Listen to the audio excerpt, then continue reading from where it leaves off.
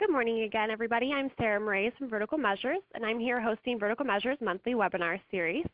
Today's webinar is titled How to Beat the Competition After the Google Panda Update. And assuming there's no technical difficulties, today's webinar will be available for replay on our website within about 24 hours at verticalmeasures.com/webinars. At the end of the webinar, Arnie will be happy to answer any of your questions, so please make sure to ask them in the chat applet located on your screen. And any that we don't get to by the end of the day, feel free to tweet Arnie at ArnieK. And if you're having any technical difficulties, please attempt to reconnect. And I'm going to go ahead and pass it over to Arnie. All righty. Thank you, Sarah. Thank you, everybody, for joining us at least this morning in Arizona, and I don't know where everybody else might be from around the world, but again, thanks for setting the next 45 minutes to an hour aside for this webinar. As Sarah mentioned, I'm going to cover how to beat the competition after the Google Panda update, and I'll cover a little bit of what happened with the Panda update and move from there. So first, a bit about me, in case this is your first time hearing me present or on any of our webinars. I am the president of Vertical Measures. We're about a 6-year-old search, social, and content marketing agency in Phoenix. I'm also actually the past president of the Arizona Interactive Marketing Association. I was the president for the first couple of years and just turned the reins over to our new president Tuesday night. I'm also an instructor for the Content Marketing Institute and the author of a soon-to-be-released in about 4 weeks book called Accelerate, Move Your Business Forward Through the Convergence of Search, Social, and Content Marketing. Now, I don't know who is all on the call from a business standpoint, what size your organizations are or what types or whatever. So I'm going to try to keep this at a nice smooth pace and hopefully everybody the level of the information I'm giving will be suitable for all. And what I thought I would do is just start right off by talking about the Google Panda update.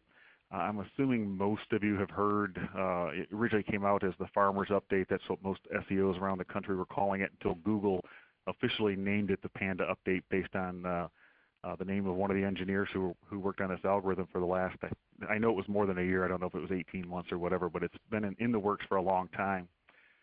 And it boils down to, in my opinion, being one of the biggest algorithm changes since I've been in this business, so at least for the last 6 years, and definitely significant. And it's now being rolled out to the UK. It hit the United States the very end of February, and what I've been reading online, at least the last couple of days, is it's finally really impacting the UK as well.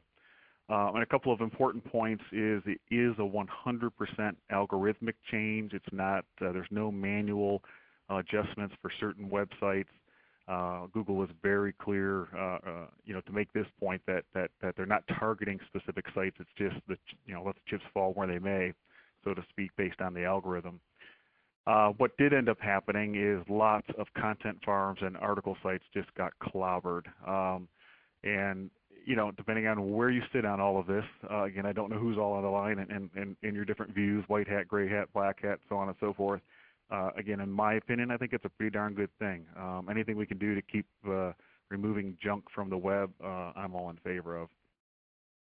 However, something that a lot of people don't realize is that it could actually affect your website based on the content you have on your own site. Google has stated in a couple of forums, and I maybe even on their blog, that if you have weak or bad pages on your website, and pages they deem to be unacceptable, it could actually affect the rankings of your entire site. It could actually pull your entire site down. Down meaning maybe from page 1 to page 2 or whatever. And what they recommend is to kind of go through your site and see if you've got spammy pages or pages you've forgotten about, or whatever the case may be, and remove those pages or fix them up to help bring your entire site back to snuff as far as Google's concerned. And this last one is definitely my opinion, but if you listen to some of the chatter online, they're definitely going after spam. So I think that we haven't seen the end of it for this year. We're going to definitely see some other updates coming from Google, and their attempt to really try to clean up spam. And spam could be anything, but at this particular point, they're really focused on spammy content. It might also find its way into spammy commenting and blogs or forums that are set up basically for link building or spam. But I think we haven't seen the end of it yet. And in fact, here is a quote not too long ago, about 6 weeks ago. Matt Cutts and Amit Singhal were interviewed and quoted in the Wall Street Journal right when this update rolled out, and pretty much their one-sentence summary of everything is sites with original content, such as research, in-depth reports, thoughtful analysis, and so on. They're going to move up, and I think we've all seen that. So once again, content is king. And so I think the goal and one of the reasons we're all on this call today is to learn what can we do about Panda and how can we attack the content and create compelling and engaging stuff. How can we create various types of content so we can get found different ways online. Once you've created it, how do you promote it? How do you distribute it?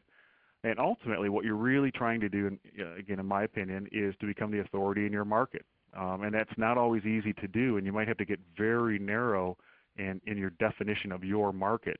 It might be very geo-targeted, that you're the best, of course now I got to think of an example, best link building company in Phoenix, Arizona. That might have to be your target and become the authority there. All right, so kind of the meat of this whole presentation centers around the next couple of slides here. We've mentioned a couple times, we're based in Phoenix, Arizona, and one of my favorite sports teams is the Phoenix Suns. So in order to create a couple of slides, I went off and did a couple of searches. And one of the searches I did was for the phrase Phoenix Suns. And I don't know how well you can see this, and it's not terribly critical that you actually can see the URLs and so on. I'll just kind of step through them. The very top circled in orange, the two videos there, my point here is that the two videos are ranked number 1. The second thing that's circled is actually news results for the Phoenix Suns, and we're proud to have the blogger Valley of the Suns on our staff here, and his blog just so happens, I did this probably a month ago, but his blog happened to have ranked number 1 in the news results that particular day, and that's how news works. I'm sure it's not there today. And then if you look down, maybe where that is, about 6 results down, the next orange circle, that's actually the Phoenix Suns Twitter account. And then right below that, circled in purple, is finally the official site of the Phoenix Suns. So you notice whatever that is, about 7 or 8 listings down is where the actual official site for the Phoenix Suns ranks for its own phrase, Phoenix Suns. And then if you move down to the very bottom of the page, you'll see the images there. And my point, I don't know where all those images are coming from, but I'm certain they're not all from the Phoenix Suns website. So the point of this particular slide is to show what's been out there for a long time now, universal search, and the various ways that you can appear for certain searches. It isn't going to always just be the official site or the corporate site that you think it might be, and we're going to talk about how to beat some e-commerce sites in the next slide. And then it gets even more complicated when you look to the left in the area I've circled there, where people can click specifically on images, or they can click specifically to look for videos, or they can narrow their search down to what happened in the past week or the past year, even the past 24 hours. So it's important to produce a lot of different kinds of content, if possible, to increase your odds of gaining some of this real estate, virtual real estate online. And by the way, if you wanted to tweet out about this, you'll see on the bottom of each of these slides my handle and the hashtag that I chose for this one, PandaWin.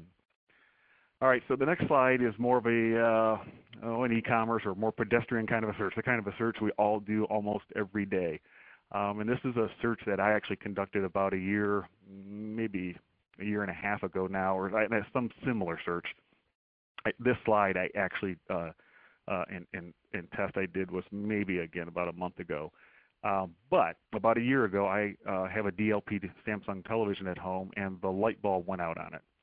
So I went to Google, of course, and did a search for replacing that light bulb. So in this example, I did a search for Samsung DLP lamp replacement. And these are the results that came up. And if you look at the very first in the search results, the very first thing that's circled there in orange is a company called Jangro, jangro.com. And the reason I'm pointing that out is it's the #1 ranking in the organic search results above Amazon, and actually above even the Google shopping results, which is the second area circled, the second arrow in the search results there. And pretty impressive. And I think it's there to, or the reason I'm circling it is to demonstrate that if you do focus on long tail, if you focus on your niche and build good content, you can actually outrank the big boys. But probably the bigger part of this story here is on the very bottom thing, the 2 videos that are circled. They're from a company called fixyourdlp.com. And the reason I thought this was kind of exciting, for me anyway, is when I did do this original search a year and a half ago, that exact same company came up, and I remember the search result, the title of their video being something like "How to Replace Your Samsung DLP Light Bulb or lamp," or whatever it was called at the time, whatever I called it. Oh, well, that's interesting. Maybe I'll try to replace my own bulb. So I clicked on the video. It was maybe a 4 or 5 minute video, very simple. They just had a table set up. They had the parts for the chassis and the lamp, as you can maybe make out there. A couple of hands wearing gloves, a screwdriver and pliers, and in 2 minutes they disassembled and showed how to replace that lamp. So of course, what I did then was click on the link that they had in their video, in the video description. That took me right to the page to buy that lamp, which I did. So I spent my $150 or $200, got the lamp, shipped to the house, I replaced it, and that lamp is still running on my TV today. But what's got real interesting about this story is about a month ago now, I was in Las Vegas at an e-commerce conference presenting virtually the same kind of a presentation and exactly this slide. And I told exactly the story I'm telling all of you online right now. And 2 people in the front row raised their hands, and it turns out it was the CEO and somebody else from fixyourdlp.com. Amazing. I've literally told that kind of a story to thousands of people over the last year and a half about finding these search results, buying this lamp from them, and how well video can work as a content component for a company. And the guy stood up and quickly told his story. And of course, he was thrilled to know that somebody's out there preaching about his business and telling part of their story. I since learned and communicated with him through email. We've stayed in touch now, and actually the book that I mentioned, there's actually a few pages covering the story in the book, and he gave me the rest of the story, which is that in 2007, they were a television parts company doing about $1 million a year. They decided to really focus on this replacement lamp business. They decided to produce videos, and they have produced, I'm going to guess now, well over 100 of them. So they've got videos for Samsung, Sony, and all the different part numbers and so on and so forth. And you can go to fixyourdlp.com and check all this out. And I went to their YouTube channel and looked at a few of them. They all follow a very similar format, and they just have been cranking out these videos. Well, 5 years later, this year, they're projecting to do $22 million in replacement lamp business. And the reason I tell that story is, one, of course, we're talking about content and how to win and how to do well after the Panda update. These guys have been doing well right up to the Panda update, and they're going to continue to do well afterwards because they've got awesome content. They produced it fairly simply, 4 or 5 minute how-to videos with, was not professionally produced. You'll see if you go to look at it. And yet they built this business on a pretty niche product. In fact, most people, when I ask if they even have a DLP television in the audience, I would say I see maybe 10% of the people raise their hands. So a niche business can really work. But mostly, or what I hear most from people also in the audience or anecdotally or whatever, was also produced in a piece of research from Marketing Profs and Junta 42, that most people, of course, get stuck with how do we produce engaging content? How can we produce enough content? In fact, those are the 2 biggest concerns, adding up to whatever that is, 57% of the people surveyed as far as rolling out a content marketing program. So that's what a lot of the rest of my presentation is going to be about is how do you produce engaging content? How can you manage to produce enough of it? Budget, which is the third bullet there, that's up to you guys. You'll have to find a way to get the budget to do it. And a lot of it, I will say, in content, it's not cash expense, it's time expense. So at Vertical Measures, over the last, I really don't know now, I'll say maybe 8 months, 10 months, we've been working on our own processes. As I started to write the book, things started to really fall out as far as how to get this done. And we've developed this 8-step model that you hopefully see in front of you now. It starts at the very top with a strategy development, moving clockwise through 8 different steps that we've pretty much defined as what needs to be done on a routine basis to produce high-quality content that is compelling and hopefully engaging with your audience. So that's pretty much what I'm going to do now is step through each one of them, talk about strategy development. And I want to say before I move too far into this particular slide that even though we start with strategy, it is going to evolve. Now everybody on the call is at different levels in their content marketing. Some maybe haven't done any, or have done, if you have a website, you certainly have some content. Some of you might have done a lot of it. Some of you may tried and failed and be discouraged, and so on and so forth. So I don't know where you might be in creating your strategy. But it does evolve. It evolves when you start to see the results and you start to measure things, and after you have a benchmark in place to measure against, and you learn what works and what doesn't work, and you adjust your strategy based on resources, everything else. So stepping through some of these bullets here, one of the questions you do want to ask yourself is, why are you doing this? Why are you creating the content that you're creating? What purpose is the content to serve? You also want to ask yourself, who is your audience, and then who are you? What voice do you want to use? Are you an extremely serious business and you want everything to appear serious? Are you maybe in a business like the education or maybe healthcare where you have certain controls and you can only talk about certain things? You can't overtly advertise and so on and so forth. Or maybe you have a very lighthearted business and everything you do, you want a sense of humor in. So you need to understand your voice and try to be consistent about that. And of course, what will you measure? And the thing that's bolded right there in the center of this particular slide, I think, is a good statement that all of you should think about, which is what's going to be different a year from now. As you're laying out this plan, what is it you're trying to change? What do you really expect to be different? Certainly 6 months and most likely a year from now. What have you affected? What has changed? And think about where you're going to plan to publish your content, and I'll talk about that in a minute. And then the last bullet really is all based around the calendar. When and how will you develop your content? And in my opinion, I don't know how to proceed and get this done correctly without setting up an editorial or a content calendar. Lay things out where maybe you're saying, we're going to do 1 blog post a week. We're going to write 1 authoritative article a month. We're going to produce, if we can produce a lot of videos, maybe you're the type that you're going to say, I'm going to produce 2 videos a month or maybe a week. And if you're an e-commerce site, maybe you need to go and freshen all of your product pages so you get real aggressive there. And you say, I'm going to upgrade 10 product pages a week because that is the meat of your business. And at the end of the year, hopefully you have 500 great product pages with lots of compelling content on them. So the next step is research. Another question we get asked a lot is, okay, I'm in a boring business. I sell whatever, or my services are this, and I don't even know what I would write about. And we hear that a lot. And you can imagine going all the way back to my DLP Samsung lamp slide. They might say they're in a pretty boring business, right? I mean, they sell replacement light bulbs for televisions.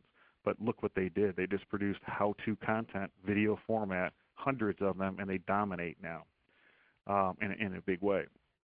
So if you're an SEO, you've heard this many, many times. If you're a webmaster, hopefully everybody in marketing has heard this. But it all starts pretty much with your keywords. You really do need to know what keywords you're targeting. Are they geo-specific, so on and so forth.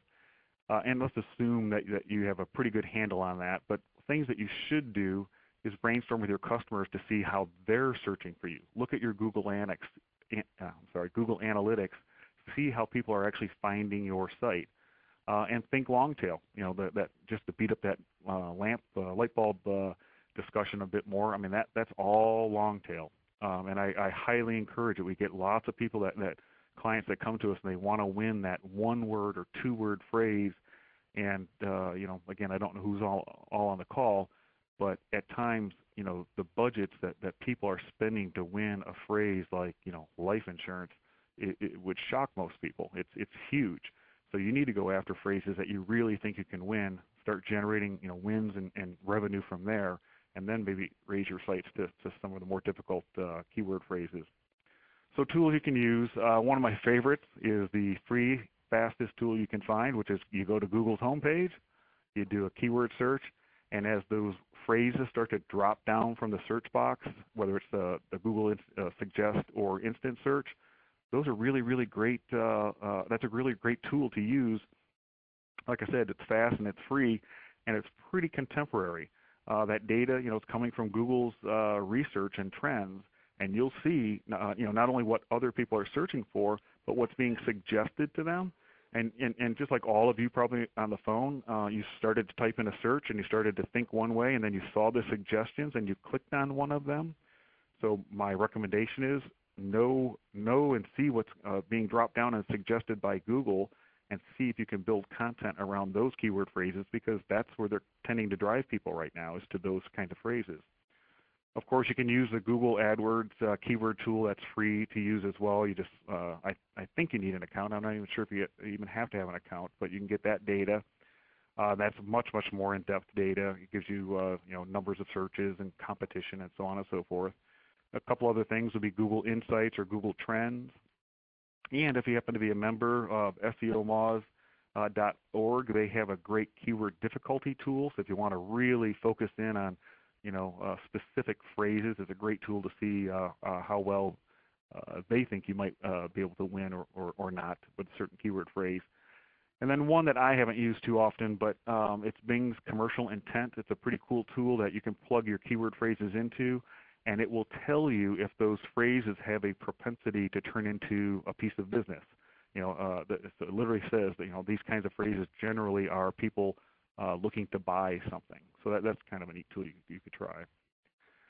But again, getting back to this, now you have your keyword list. So how do I come up with content ideas? And I don't know what else to call this. We just called it online market research. It's not your classic market research, but it's free and it's pretty easy to be able to come up with content ideas. Maybe I should call it content market.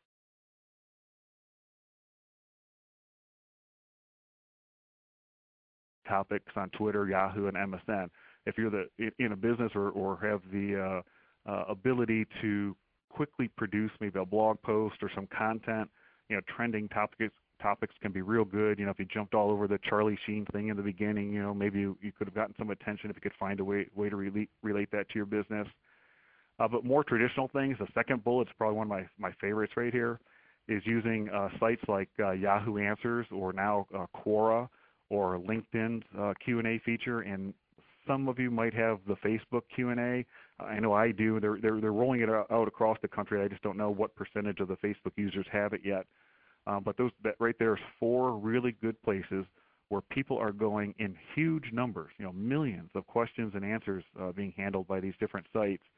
And the idea here is to take your keyword phrases, what's important to your business, and go to those sites and do searches. And if you hit those sites, you'll see how you can narrow down searches to your category and recency and all that kind of stuff, and see what people are asking about in relation to your industry. In fact, of course, scroll through and see how people are answering it. But the idea here is that a lot of really good content is answering your customers' concerns, their problems, their questions. So you would go here and see what is the most, the thing of most concern in your particular market to people. What are they asking about? What are they looking for? And then brainstorm and think about the kind of content you could create around that answers that question. And all of us know that when you do Google searches anymore, it's not a 1-word or 2-word search. Lots of us go in and we just type in a full question, 7, 8 words with a question mark at the end. and results will come back, and you'll notice a lot of times how often those results come back, and that question is the title of that page the person created. So they actually create a title and title tag for that question, and then the content answers that question, and they start to look like the authority. The fifth bullet there, something I actually have only recently heard about and started to use a little bit. But when you do go to Google's homepage and do a search, when that left column of things come up, you can click, I forget what button to click on, but I think it's probably just the little more button on the left, and you'll see an area called discussions. And that will start to narrow things down for those keyword phrases to things like forums and where discussions are happening around that keyword phrase. So you can use that, do your keyword search, hit the discussions, and start going through there to see what people are talking about in your industry for content ideas. You might also check sites like Dig or Stumbled Upon, Reddit, Mix, and others maybe in your industry. But what I like about these particular sites is they have a lot of voting involved. So you can go into those sites, do your keyword research, narrow it down however you want to narrow it down, and see what's floating to the top. What is getting voted up? And I know some of this stuff can be gamed, but it doesn't matter. I mean, in general, you're just trying to get some ideas here. So maybe in your industry, you're at Dig and you're narrowing it down to I want to see things that have 25 digs or more, and however it is you're going to stumble through the data. And you'll see maybe infographics are really popular in your particular market. So that will give you an idea to start doing infographics, and then you can actually start to look through and see, oh, these are the types of infographics that people are voting up and really seem to like in my industry. It might be video, it might be top 20 lists, top 10 lists, but you'll get the idea as you start going through there to do research on what's popular to your potential customers. And then the last suggestion here is looking at what your competitors are doing that's working. And to give another shout out to SEO Moz, they've developed a tool called Open Site Explorer, and I think it's opensiteexplorer.org. I'm sure if you just did a search for Open Site Explorer, you would find it. And you type in a URL, so you would enter your competitor's URL. And I don't have it right in front of me, but I think there's a tab called Strongest Pages or something like that. And you can sort the pages on your competitor's website by that tab, and it will sort them in order of the pages that have the most backlinks to least. And I like using this tool, and I'd recommend you all use that tool because you'll now quickly see, if you run 3 or 4 competitors through this, what kind of content on your competitor site is drawing links from outside. Of course, the implication is if it's getting links, people are liking it, they're sharing it, they're talking about it, see what it is, what kind of content they're creating, and then create similar and better content than them. And hopefully, and I will assume you will if you follow all these steps, you'll gain the same kind of links back to your site. So when you do all of this research, you're going to start to see lots of things coming up. We've identified at least 14 different types of content that you might be able to create. You'll be getting this presentation, so I'm not going to go through each one of these. By the way, I just saw a question pop up. I'm trying not to look at those questions so it doesn't throw me off, but I see a simple one here. The name of that tool that I just mentioned is Open Site Explorer. If that's the question you're asking about, Open Site Explorer, I think it's .org. And I'm ignoring the Go Blazers thing. Okay, so content creation, that's the next step. You've done all of your research, you've jotted down 20, 30 ideas, whatever it might be, dozens of ideas. You're all excited now, now how do you get started? And what I want to talk about here real quick is just make sure that no matter what you start to produce, you think of producing it in the best possible way. As I start off, I don't know how many of you may have joined later, but the whole Panda update, it's all about, and I know it's not perfect, but it's all about trying to find the best possible content for a particular keyword phrase. And I do think it was a huge, huge step forward. So you don't want to just spit out content for the sake of producing content. And I don't know how many of you, I can't see your sign of hand or raising your hands or anything like that, so I don't know how many of you may have heard this whole will it blend story. I'll tell it relatively quickly so I can stay on pace here. But Will It Blend, or I'm sorry, a company called Blend Tech based in Utah, a few years ago, they came out with a willitblend.com website. It came about because they were testing blenders in their lab, and that happened, if you can see that slide, that's the owner of the company. I think his name's Tom. They were testing blenders, and they would test blenders by shoving rooms and 2x4s in them, and if the blender didn't break, it was a good blender. Turns out they were filming a lot of this stuff, and their new VP of marketing came in and said, I think we need to turn this into a marketing piece. So as he tells the story, he literally went out and got that smock that you see and the goggles and a broom and something else. I forget. But they got back to the lab. They had Tom go through a little speech, and basically, if I think the first thing they blended was a broom, and I've actually seen this happen, and you can see the videos online. It happens in seconds. But what really made them famous was that was right about the time the iPod came out. You know, it cost a few $100s. People were waiting in line, you know, all night long to get to the, you know, to be at the Apple store to buy an iPod. And they sent somebody to their nearest store, got in line, bought the iPod, came back, blended it.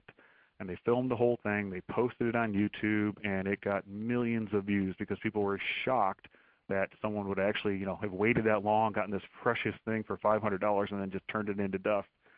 But it became a marketing sensation. The company, as I mentioned, was based in Utah. They sold industrial strength blenders, you know, for bars, restaurants, and so on and so forth. That year, they were less than 100 employees. Their sales went up 600%. Their salespeople said one of the positive impacts was that they no longer had to explain who Blend Tech was, that they had instant credibility. And now, willitblend.com is actually a media site, a profit generating site for them. Companies go to them and actually pay them to blend products and hopefully turn it into a viral marketing sensation. That's as fast as I've probably ever told that story. My point here, and my point going all the way back to that DLP lamp story, is these were two small businesses. We're not talking about Coke or, gosh, who's the aftershave? Old Spice, or somebody like that who had lots of money to spend to put together a viral campaign and almost make sure it happened. It was produced by, you know, small to medium-sized businesses on extremely small budgets, and it changed their business.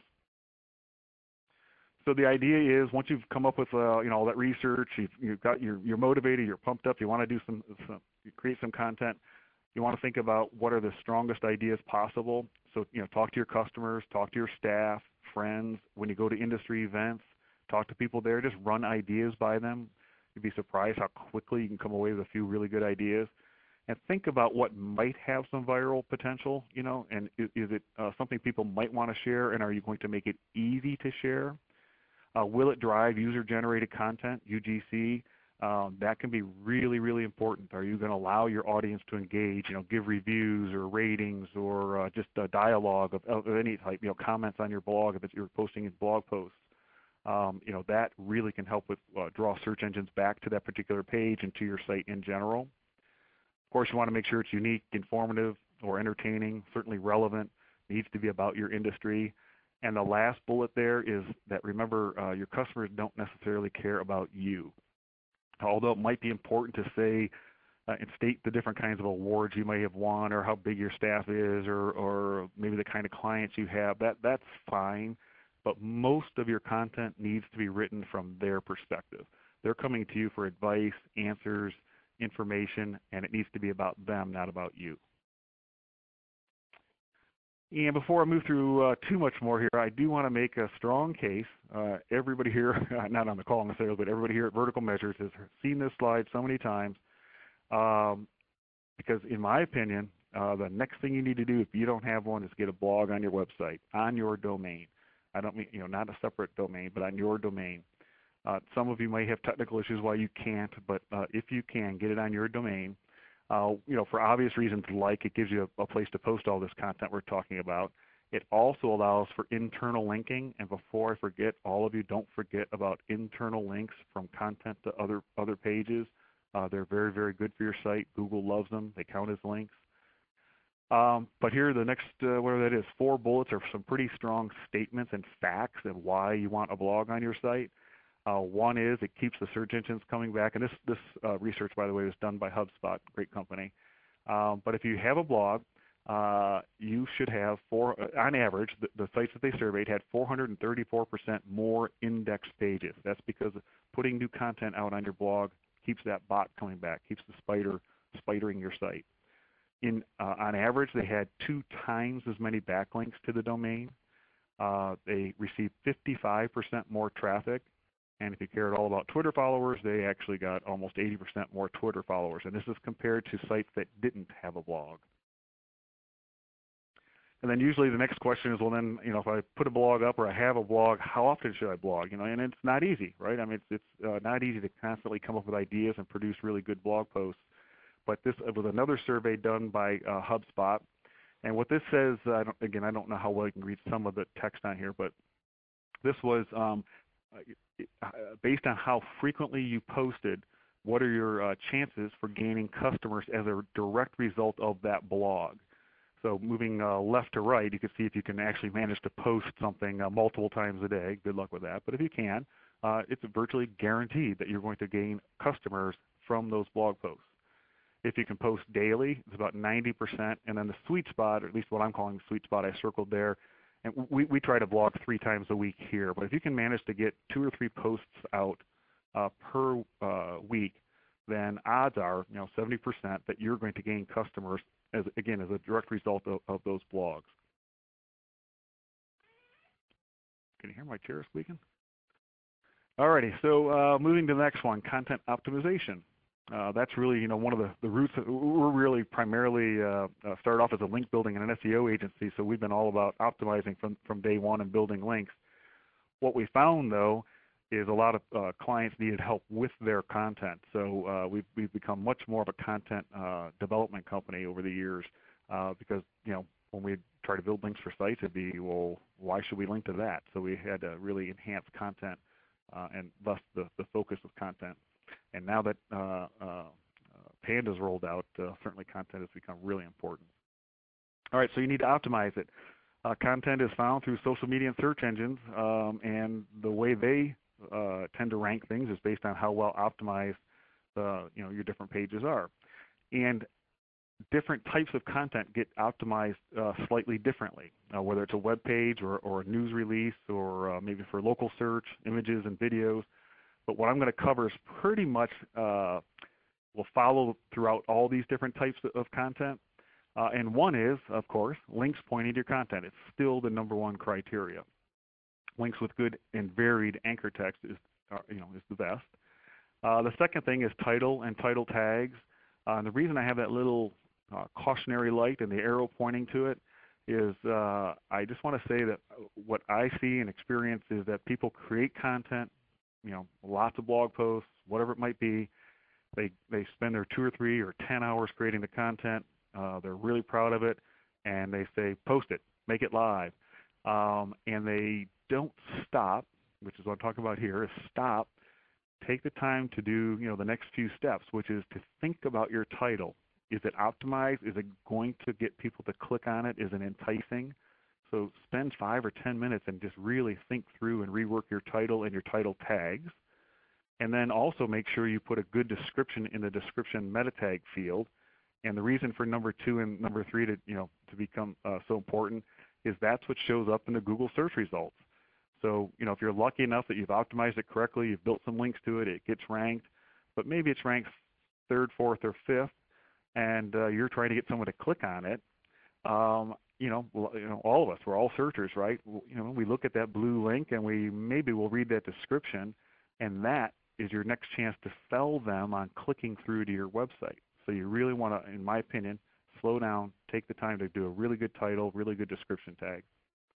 Of course, you do want to make sure that if you have images in whatever content you're creating, that you're optimizing the images and alt text tags. H1, generally the headline tag on your piece of content, whatever it might be. You want to have that in there. You want to have your keywords in there. You want to make sure you only have one H1 tag. URLs are important. Keep them short. Try to include your keywords. And of course, what's become pretty important here in whatever it is the last year, maybe less than a year, is page load times.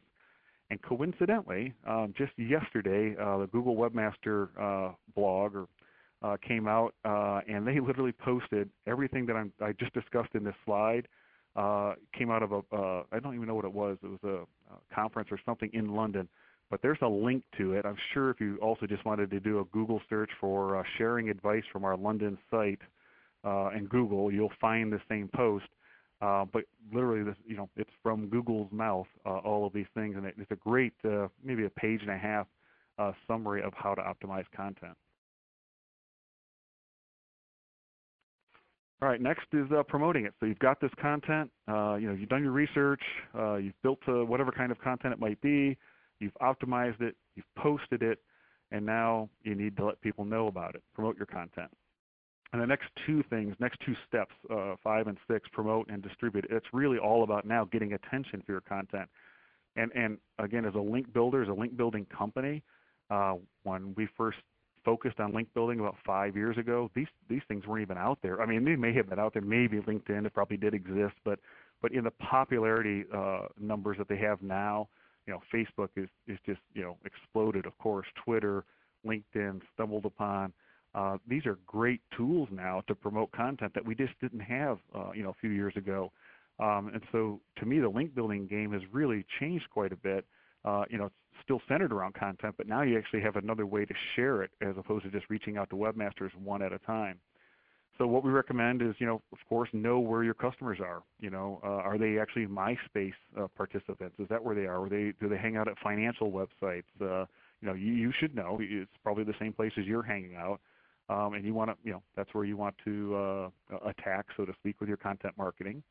And so the second bullet there is just like traditional public relations.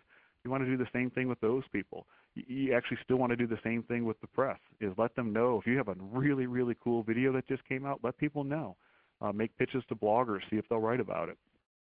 Offer them a little exchange. Maybe you write about them first, which is the next thing, developing relationships and building partnerships. Don't be afraid to reach out first and participate on their websites.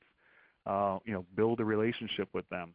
And ultimately what you want is people talking about and sharing your content. They're going to end up linking back to it. Oh, and this is a faux pas in any presentation. If you just rolled your eyes, I understand why. This is a very difficult slide to read, and you should never put this much text on a slide. But I wanted to make a point here and on the next slide about how to engage and promote content. As we mentioned, we're in Phoenix, Arizona, and up in the mountains there's a little town called Prescott, Arizona, and there's I don't even know what it is, maybe a 10 or 12 room place called the Motor Lodge that a couple of guys bought a few years ago. They've completely remodeled it, and their sole forms of marketing are Facebook and Twitter. They don't advertise anywhere. This is it. And the reason I put this slide here is you can read it later. I'm going to probably read through a couple things here. But I wanted to show that it doesn't have to be boring and dry. Mostly the content they're promoting here is their actual hotel, but they're ultimately trying to get people to come into their Facebook page and then ultimately to their website. And the reason I wanted to point out these examples is we work a lot in the travel industry. We work in a lot of industries, but in travel we keep hearing, well, what would I say? What would I talk about? And here are just some great examples where the first bullet here says beat the crowds with a sneak peek of the courthouse Christmas lights tonight. The official lighting is tomorrow. And what they're doing is they're probably a half a mile from this courthouse. They're just promoting the area. They're promoting something that's happening there on their page. So it's implied, of course, that if you come up to Prescott, you'll want to stay at their place. Another clever one around the holidays was time to get shopping. So for our Facebook buddies, we'll add a 15% discount to any gift certificate that you purchase for the holiday giving. Think of it, you provide a fun place to stay for your favorite people while appearing to be 15% more generous than you really are. It's a win-win. Little humor. The next one is one of my favorites. We thought you should know that the waterboarding at the Motor Lodge has stopped. In case you never had the chance to experience the torture that was our showers, imagine standing in a phone booth with a 55-gallon drum of water was dropped on you from 8 foot up.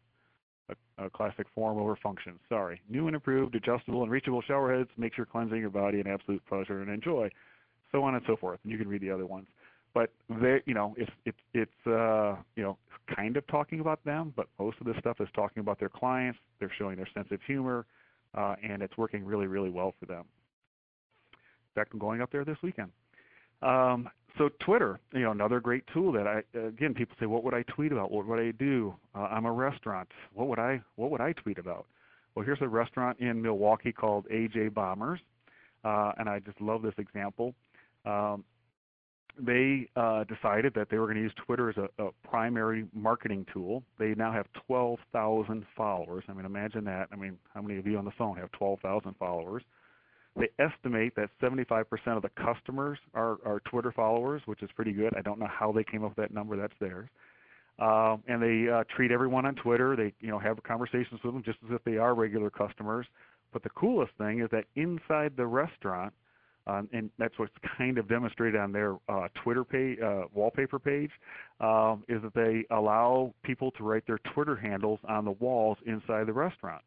And if you think about that, that's just one of the coolest viral things you can do. You go into the restaurant, you sit down, you can write down other people's Twitter handles, you can tweet out to them, of course add yours. In my view, very, very clever, and it's a restaurant that found an interesting way to engage with its audience. All right, so content distribution. RSS feeds is probably the easiest thing that you can do. So if you're going to do a blog post or if you have a press section on your website, make sure that you enable it with RSS feeds.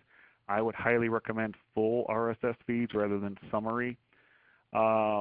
Email campaigns, article syndication, and what I'm talking about there is not spewing out articles, but it's literally taking the time to have written or write really good articles based on that research that we talked about earlier, and not all of this has to go on your site. Or if you have really good articles already on your site, grab those, rewrite them, change the title, and then submit them to other really high-end sites in your industry. They're out there, and they're all looking for content. Every one of you on the phone would probably be happy to post some free content that's really good, that makes sense for your site, that was written by somebody else if all they were asking for was a link back to their site. That's just the way it is, and it works. You can publish stuff to Web 2.0 sites, Hub Pages maybe, or Knoll, or Squidoo. That's the kind of sites I'm talking about there. Of course, social media sites, your Facebook, Twitter, all the classic social media sites. And then video, photo, presentation, and podcast sharing sites.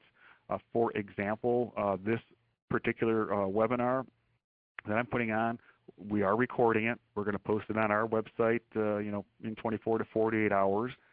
I'm positive we will then post it on our YouTube channel, and we'll probably post it on, oh gosh, I just lost it, the presentation sharing site, SlideShare. Sorry, we'll post it on SlideShare. So the same content we're going to repurpose and put on multiple sites. You can do the same thing if you have photos on your and images on your blog posts or in your content. Take those exact same images, put them out on Flickr and Picasa and other websites with descriptions and links back to the particular page you pulled it from. You'll see at the end here one of our highest traffic generating things in the last 90 days or so was one of our images from one of our blogs, which shocked me, and I promote this stuff all the time. All right, so link building. We're coming into the final few slides here. So I know that there are people, especially who come from the publishing side, who will say, build it and they will come. Just keep building great content, put it on your website, and people will talk about it and find it. I think that maybe that is true once in a while, but in my opinion, you need to promote it, you need to distribute it, and you need to build links to it. And what I recommend is the easiest thing is to just look at the first couple things here, the low-hanging fruit, internal links. So you build a really neat piece of content, maybe you put it in your blog, maybe you put it as a separate page on your site or whatever, but find opportunities throughout the existing content of your website, other places where you can link to this new piece that you just put in place. It's one of the easiest ways for Google to find it. They'll crawl your site and link to it. It also counts as a link. So build some internal links to all of your different pieces of content. Blog and forum participation, not spamming, real participating. Again, you should already be involved in 4 or 5 of your industry's blogs, maybe a couple of your industry's forums. Hopefully you've already engaged them if you followed this whole process. So now's your chance to drop a link. And so now you're maybe, and I'm not talking about 3 words in a link. I'm talking about you found a blog post that's talking about whatever your topic might be, waterproof hiking boots. And you've been on this REI blog or whatever blog it might be, but you've just created a really cool video that demonstrates how well your hiking boots stand up to water. And so you drop a link. You're in that blog post, you're participating. You say, oh, by the way, you guys might be interested in seeing this video we did on our new hiking boot. Maybe not the best example, but you get the idea. All right, so then targeted links.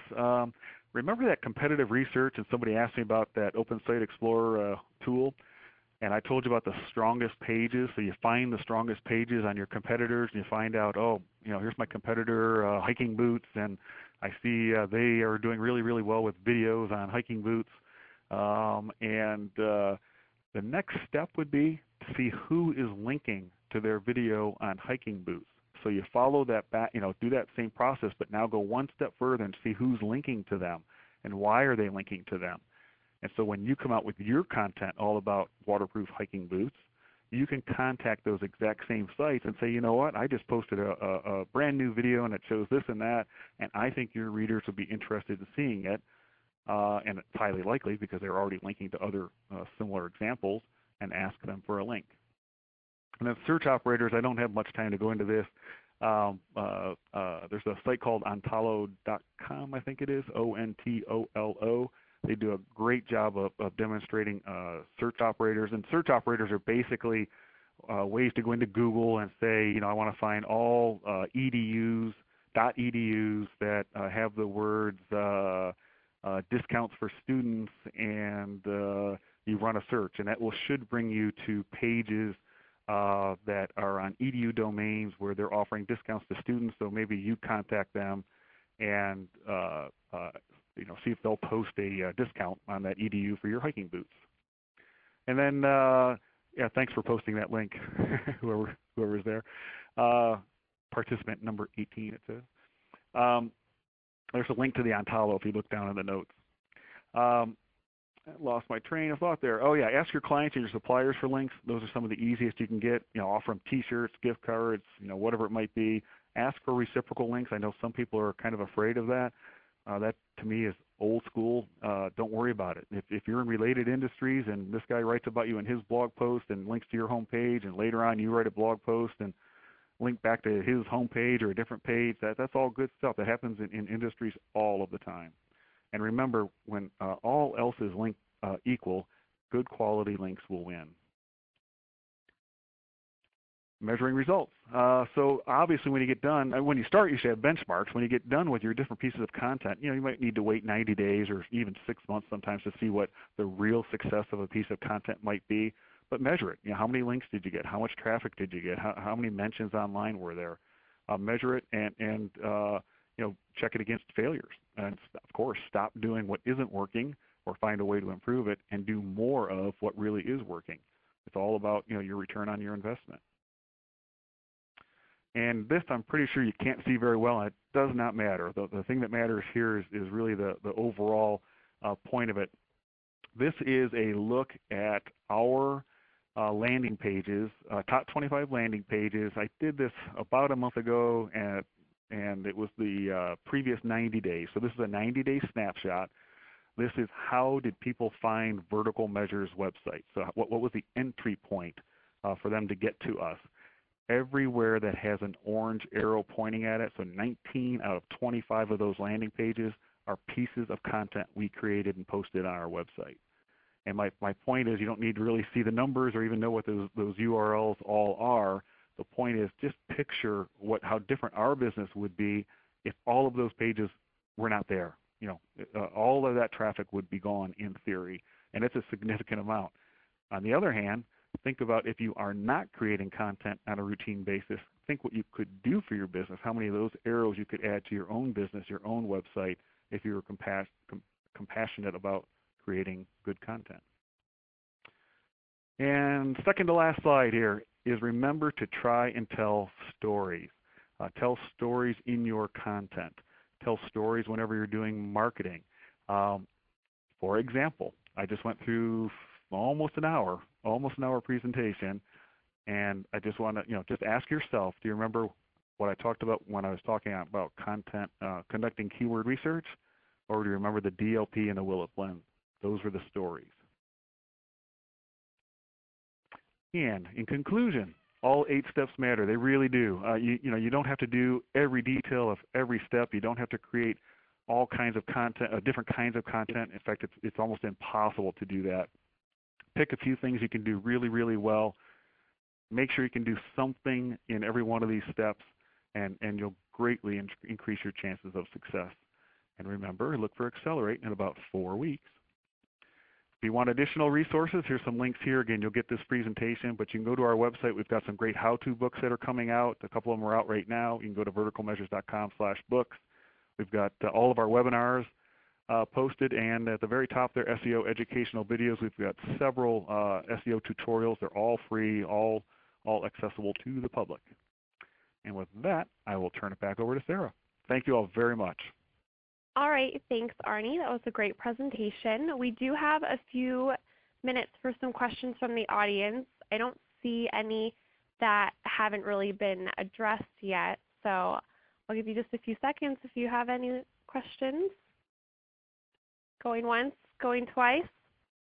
Okay, well that's all that we have time for today, so thank you for joining us. Mark your calendar for our next webinar, second Thursday of every month. I'm Sarah Moraes, presenter Arnie Ken. Thanks for joining us and have a great day. Yes, thank you all.